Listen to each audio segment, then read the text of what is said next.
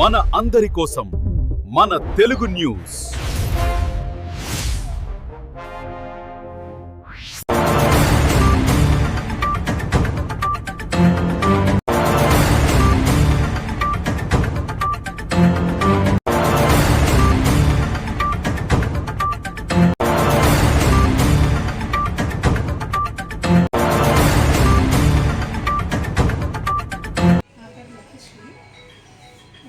జనవరి నుంచి British jeweller మనపురంలో scheme start చేశాను. Monthly scheme 10,000 and మా అత్తగారు ఇంకో స్కీమ్ మంత్లీ స్కీమ్ 5,000.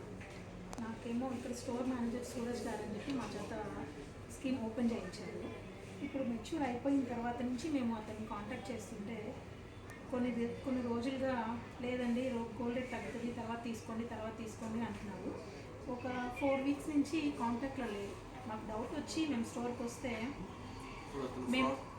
మేము అసలు ఓన్లీ ఒక స్కీమ్ అయితే 1 మంత్ కట్టినట్టు చూపిస్తుంది, ఇంకో స్కీమ్ ఓన్లీ 5 మంత్స్. టోటల్గా మేము 2 lakhs స్కీమ్ కడితే టూ కలిపి ఓన్లీ 30,000 కట్టినట్టు చూపిస్తుంది.